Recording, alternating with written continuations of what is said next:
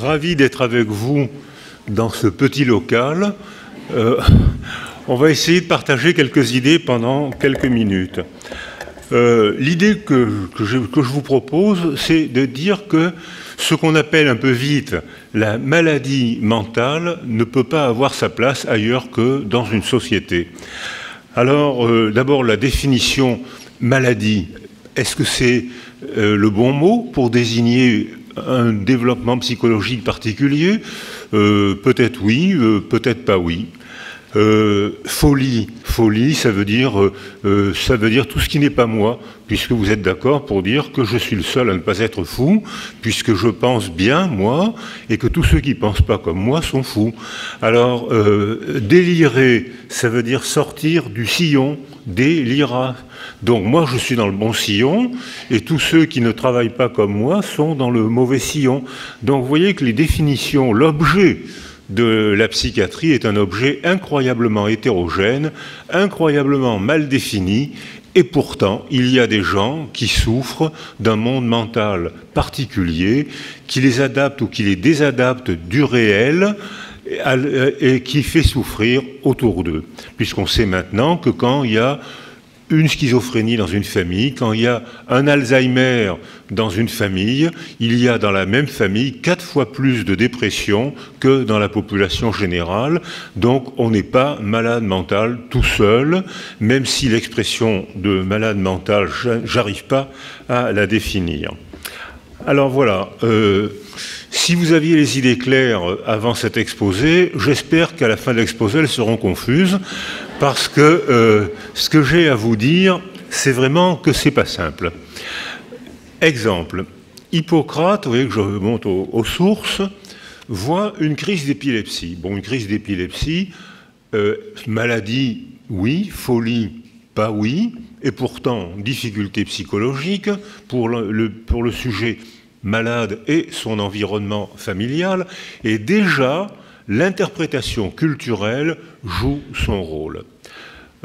Hippocrate voit un homme être un peu confus, pousser un cri, tomber, convulser, se mordre la langue, uriner sous lui, convulser, et puis quelques minutes après, il se relève complètement souriant, complètement apaisé. Voilà le phénomène que tout le monde peut voir. Et l'explication de ce phénomène, Hippocrate dit d'emblée, ça vient du cerveau. Ah non, pas du tout, disent les prêtres, je l'ai bien vu, moi, il a convulsé, je l'ai vu de mes yeux vus, c'est parce qu'un démon l'a possédé. Donc c'est une démonologie, le cerveau n'a rien à voir là-dedans. Et cette manière de raisonner a occupé toute l'Inquisition, puisque le dernier bûcher pour épileptiques a eu lieu en 1824 en Espagne. C'est-à-dire qu'alors bien sûr, pour la sécurité sociale, c'était une bonne affaire, parce que ça permettait de soigner beaucoup moins de gens. Sur le plan humain, ça peut se discuter. Alors, il y en a un troisième, au contraire, déterminant politique. On voit César, c'est notre empereur. Il est beau, il est autoritaire, il est en train de faire le triomphe de Rome, et puis tout d'un coup, il fait une crise d'épilepsie. On ne peut pas dire qu'il est possédé par un démon, on ne peut pas dire que ça vient du cerveau.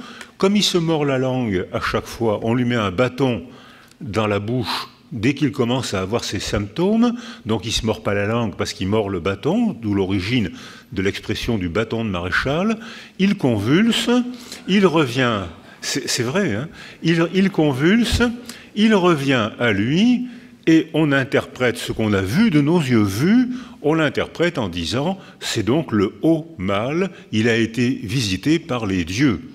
Et évidemment, il a été visité par les dieux, il est empereur. Alors, donc, l'idée que cette illustration clinique vous propose, c'est que pourquoi est-ce qu'Hippocrate a dit ça vient du cerveau? Il n'avait pas d'électroencéphalogramme, le diagnostic d'épilepsie a été longtemps difficile à faire. Maintenant, on soigne très bien cette maladie. Quand j'étais enfant, beaucoup d'enfants dans la classe avaient des convulsions et ces enfants étaient malheureux parce qu'ils étaient rejetés par le groupe alors qu'ils étaient simplement malades.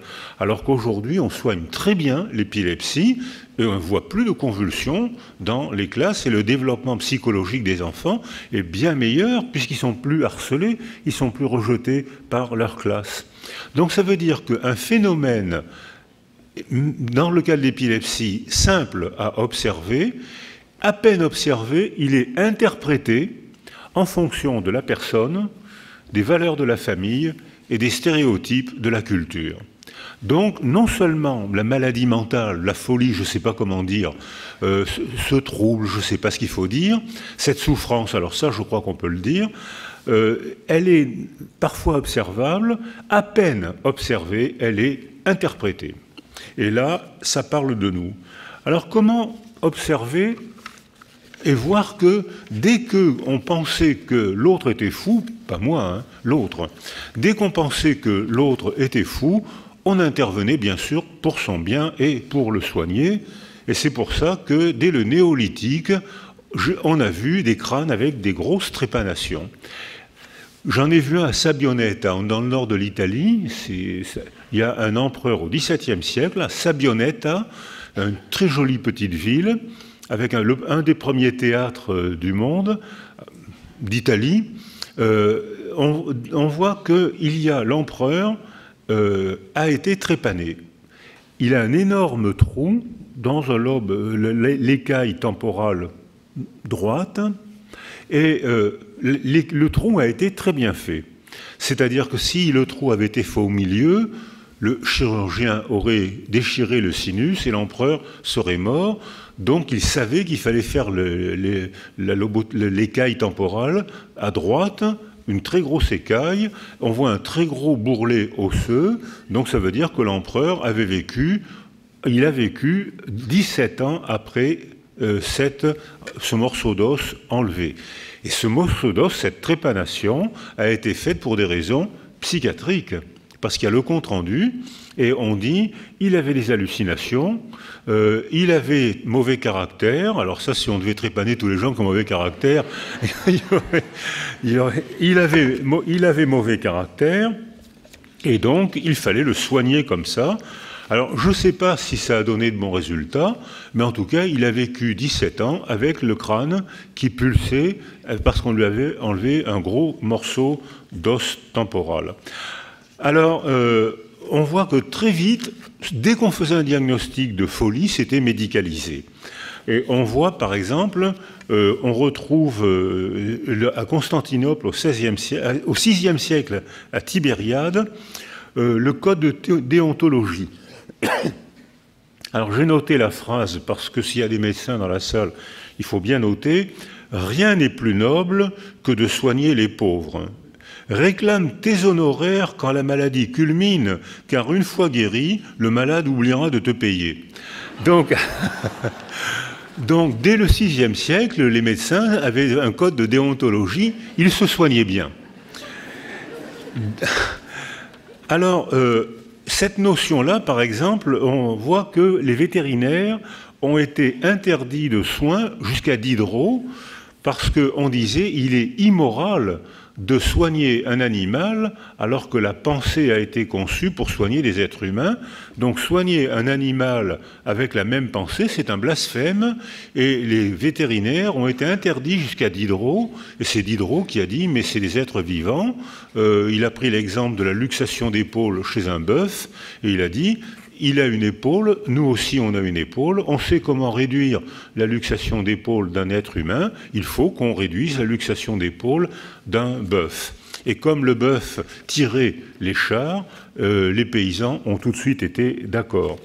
Et puis bien sûr, on a tous vu la mélancolie d'Albrecht Dürer, et là on voit au Mélancolia en 1514, et là on voit que la mélancolie a commencé à être considérée comme une folie, et elle était provoquée par un excès de raisonnement. C'est-à-dire que ne vous posez pas de questions et vous serez heureux. Si par malheur vous vous posez des questions, vous allez devenir mélancolique. Alors, au temple de Pindare, on trouve le traitement de la folie. Et le traitement de la folie, c'est le couteau, l'herbe et l'incantation. Le couteau, ça a donné la chirurgie, l'herbe, ça a donné la pharmacie, et l'incantation, ça a donné la psychothérapie. C'est-à-dire que depuis Pindare, on n'a pas changé d'attitude, on a toujours gardé la même attitude face à la folie. Mais la tristesse, est-ce que la tristesse est une folie? Peut-être oui, peut-être pas oui. Alors, l'acédie, par exemple, en Égypte chrétienne, au IIIe siècle, il ne faut pas oublier que l'Égypte, ce qu'on appelle aujourd'hui l'Égypte, la Palestine, le Maghreb, étaient des pays de chrétienté. Il n'y avait que des chrétiens dans ces zones de notre géographie. C'était des pays de chrétienté. C'est même de là qu'est partie la chrétienté. Or, très rapidement, on en arrive à concevoir que la tristesse est un péché. La tristesse est un péché parce qu'on voit que quand les gens sont trop tristes, ils n'ont plus la force d'aller se consacrer à Dieu, donc ils sont blasphématoires. Et la tristesse est un péché, il faut donc punir les tristes, et ça les améliore tout de suite. Dès qu'un triste est puni, il est chassé, aussitôt son moral remonte.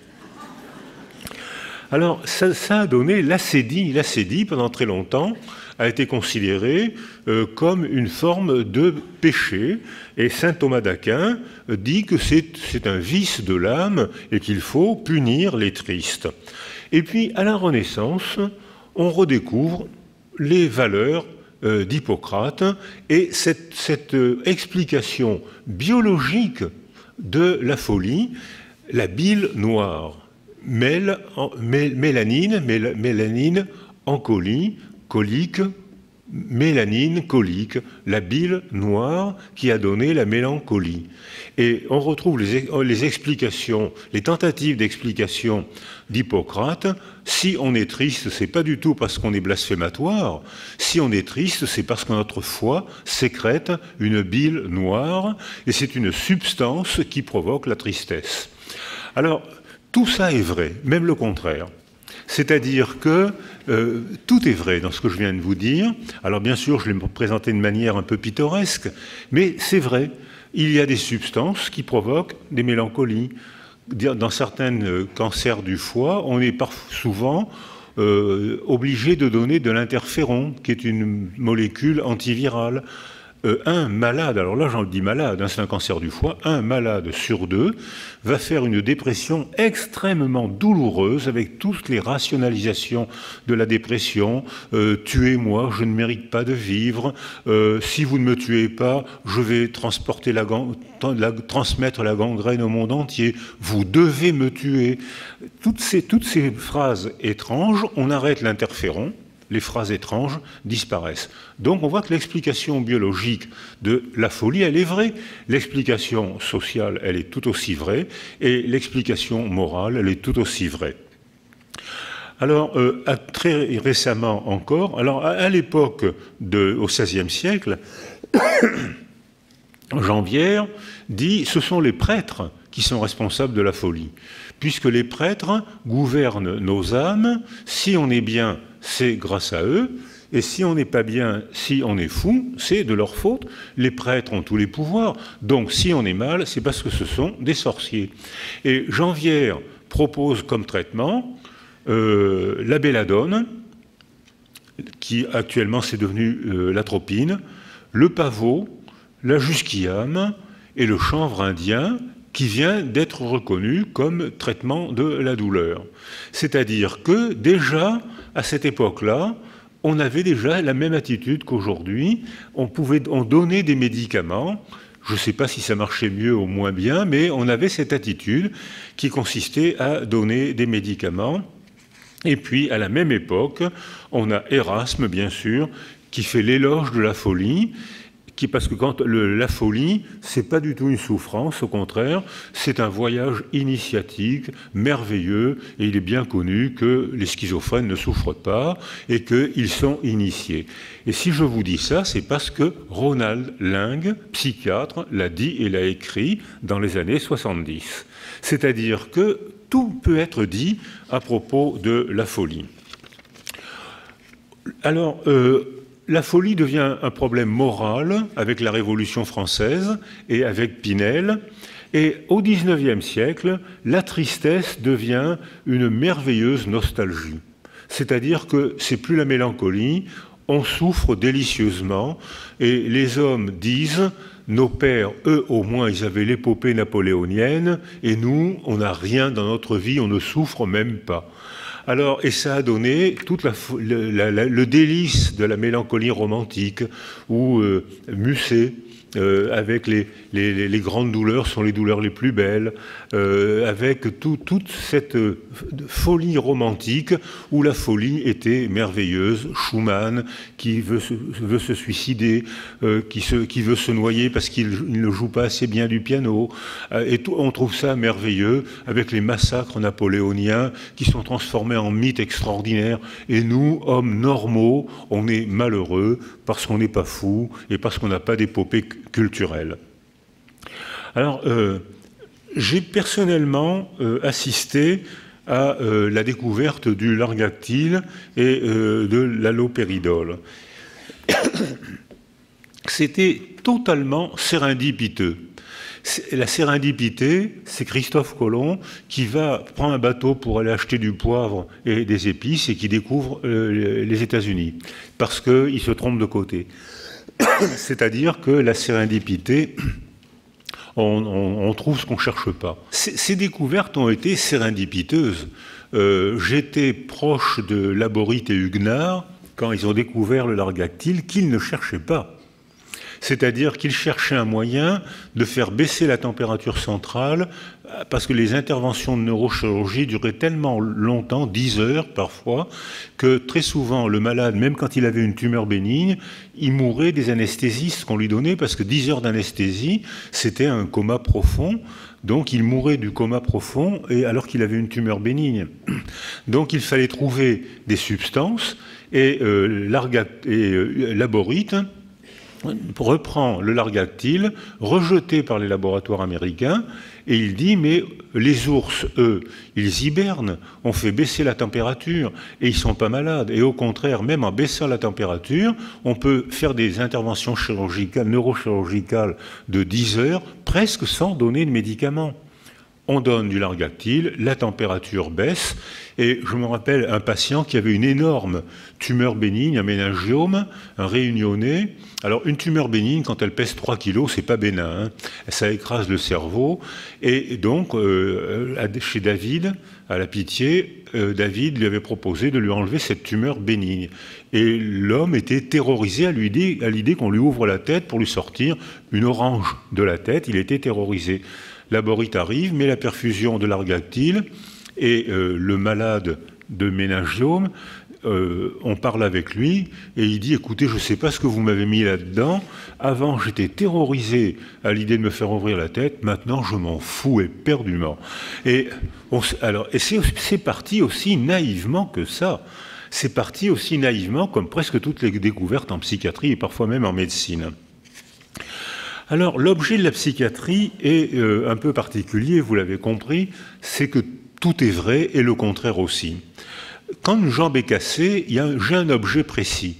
Quand quelqu'un me dit des choses fantastiques que je ne comprends pas, qui ne sont pas de mon monde, il déclenche en moi une angoisse étrange. On ne peut pas partager le même monde puisque je ne comprends pas ce qu'il dit. Et cette angoisse-là, j'ai envie de l'appeler folie, j'ai envie de l'appeler délire. Alors, Michel Foucault, qui était professeur au Collège de France, a marqué l'histoire de la psychiatrie en parlant du grand enfermement, de la loi du grand enfermement sous Louis XIV. cette loi n'a jamais existé et Michel Foucault a intentionnellement menti. Parce que y a des gens qui ont voyagé dans la salle. J'ai personnellement vu à Damas des asiles datant du Xe siècle. Et là aussi, bien sûr, il y avait une théorie.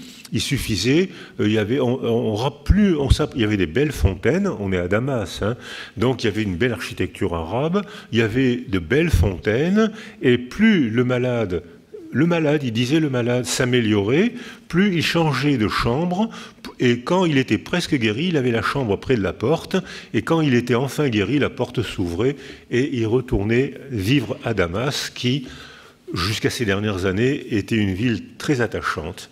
Donc il a menti, parce que les gens qui habitent dans le Midi ont vu des bordes.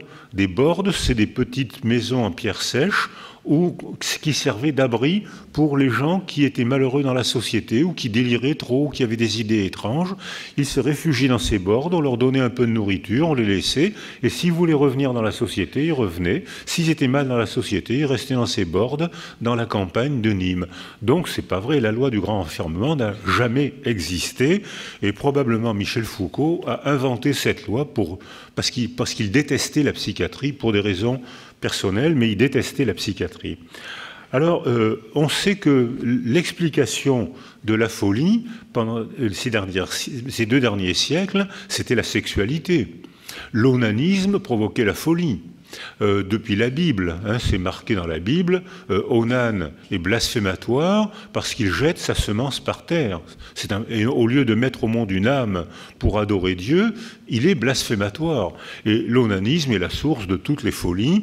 La pédophilie, maintenant, est considérée comme le crime des crimes, mais jusqu'aux années 70 et même après, il y a eu des prix littéraires pour des grands noms de notre littérature, des universitaires, qui ont eu des prix pour avoir décrit des odes à la pédophilie. Il y en a même qui sont joués à la Comédie Française actuellement, et personne ne considérait ça comme un crime. Certains, André Gide, allaient au Maroc chercher des petits garçons, et tout le monde trouvait que c'était une aventure exotique. Aujourd'hui, c'est considéré comme le crime des crimes. Il n'y a pas longtemps, c'était considéré comme un des beaux-arts. Laurence d'Arabie, Monterland, c'était un des beaux-arts. Et puis, maintenant, c'est affreux, alors qu'à l'inverse, l'homosexualité qui était considérée comme une maladie mentale, ou même une perversion, maintenant, il y a une loi qui fait que c'est considéré comme un développement tout à fait normal. Donc, je vais terminer pendant les 3 heures qui me restent, c'est ça, non? Je vais quand même parler. C'est que même la politique a son mot à dire.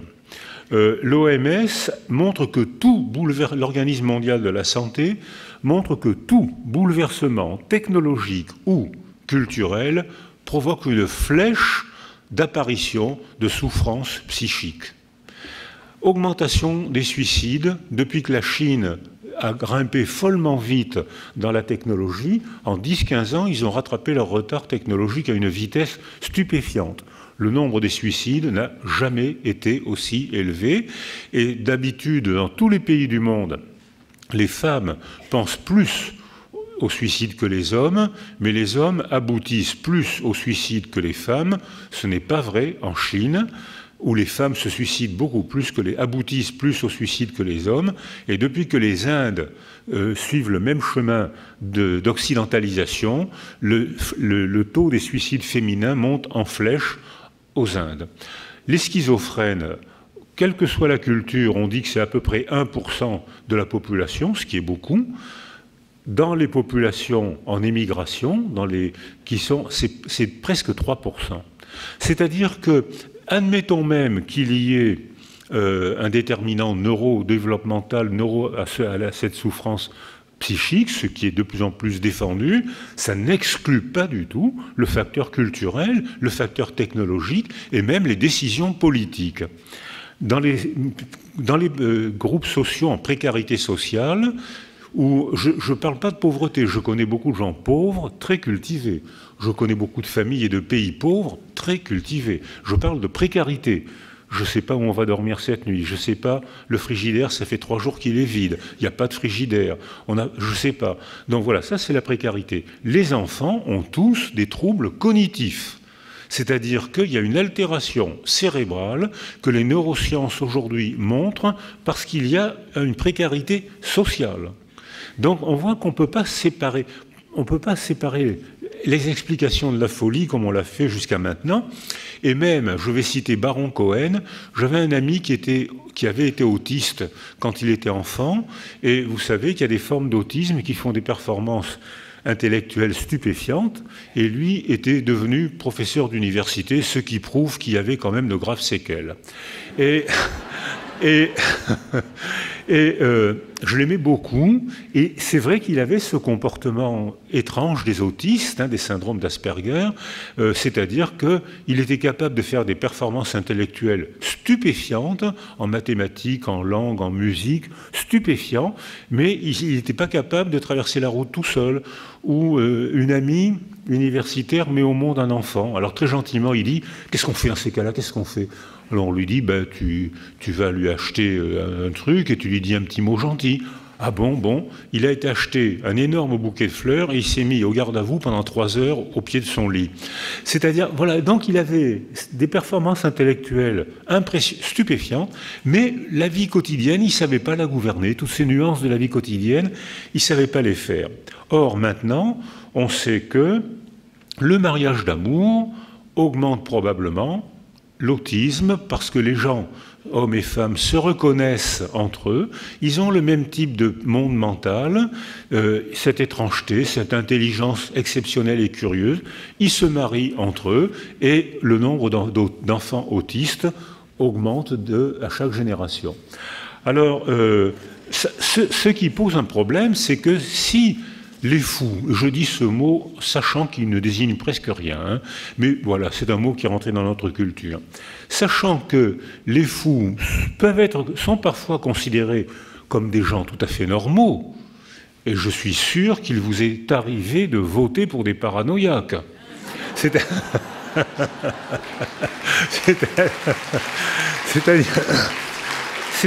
Ça pose un problème éthique énorme, c'est que si on normalise la folie, il va falloir les juger en cas de transgression sociale. Et s'il y a un vol, s'il y a une transgression, faudra-t-il juger les fous? J'imagine mal un schizophrène pouffant de rire devant un tribunal. J'imagine mal... Enfin, je ne sais pas. Voilà, c'est des questions que je vous pose, mais je n'ai pas la réponse. Je vais terminer quand même par... 2 phénomènes qui illustrent l'idée que je vous propose, c'est-à-dire comment les stéréotypes culturels, les récits culturels qui nous entourent participent à notre manière de voir la folie et des décisions thérapeutiques qu'on prend envers ceux qu'on appelle les fous. Alors, par exemple, le nazisme avait été fondé sur la théorie du surhomme. Et vous êtes bien d'accord avec moi pour dire que les surhommes sont tous grands, bruns et chauves. Je sais pas pourquoi je dis ça, mais... Alors, il y avait donc cette théorie du surhomme, parce qu'il y avait la théorie de la dégénérescence. Et donc, dégénéré, j'ai vu dans les livres d'école des années 30, où on voit 3 couples beaux, jeunes gens, blonds, beaux, mignons, et la légende dit, ces 3 beaux couples de jeunes gens ne pourront pas travailler et acheter un logement parce que tout l'argent est consacré à soigner celui-là, et celui-là, c'est un fou qui, bien sûr, est montré de manière très difforme. Conclusion logique des enfants, c'est moral d'éliminer les fous, ce qu'ont fait les nazis, 300 à 400 000 morts en Allemagne. En France, on évalue à 40 000 morts en France, parce que, souvent de dénutrition, parce qu'on pensait... En Allemagne, il y a eu des asiles qui ont été murés. Et en France, probablement, ils sont morts de dénutrition.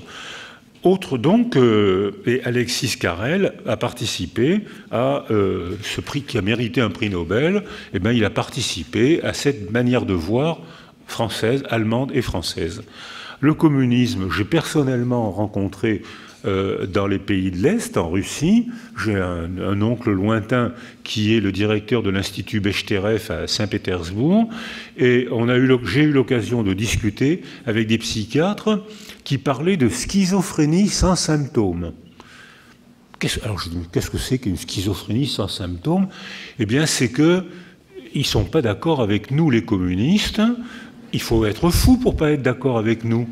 Donc, ils étaient emprisonnés, et cet oncle avait trouvé la parade. Il faisait sortir, le KGB arrêtait ces schizophrènes sans symptômes, et il les amenait à l'Institut Bechterev à Saint-Pétersbourg. Et la parade, c'est que tout le monde signait la sortie. Tous les médecins, les internes, les infirmières, les femmes de ménage, et le KGB ne pouvait pas arrêter tout le monde. Donc le malade sortait, et un jour ils ont fait sortir un militaire très dangereux, très délirant, qu'il a fallu arrêter un peu plus loin parce qu'il avait commis des actes très dangereux.